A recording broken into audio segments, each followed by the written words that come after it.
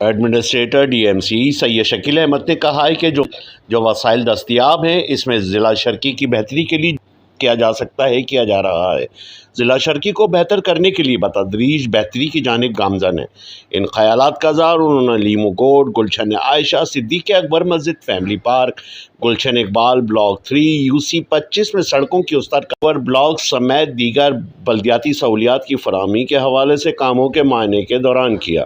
اس موقع پر ان کے ہمراہ فوکل پرسن امتیاز Bhutto, سپرنٹینڈنگ engineer Salman Memon, executive engineer جمال عباس، AEE راشد فیاض بھی موجود تھے۔ انہوں نے کہا اس وقت ضلع شرقی کی تقریباً ہر UC میں ترقیاتی کام ہو رہے ہیں۔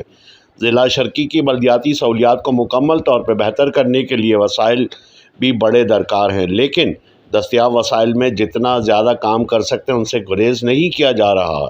ضلع شرقی کے مکینوں کو جہاں شکایت ہوں گی وہاں بہت سے مکین ترقیاتی کاموں پر خوش ہیں، جس پر وہ برملا اظہار بھی کر رہے ہیں۔ انہوں نے کہا رمضان المبارک سے قبل مساجد، امام بارگاہوں کے گرد و نواح میں شبرات کے بعد سے کام شروع کیے گئے تھے، وہ تاحال جاری ہیں۔ اس موقع پر صدیق اکبر مسجد کے پیش امام نے ان کا رمضان المبارک سے قبل ترقیاتی کاموں کی انجام دہی پر شکریہ ادا کیا۔ مسجد کے سامنے پارک کے معائنے کے دوران انہوں نے پارک کو ہرا بھرا کرنے کے احکامات جاری کیے اور کہا کہ ہریالی کے فروغ کے لیے ضلع شرقی کے ہر پارک کو درست کرنا ترجیح ہے۔ انہوں نے کہا کہ لیمو کوٹ میں موجود نالوں کو ڈھکنے کے لیے بھی احکامات جاری کیے۔ SQ net work, Karachi.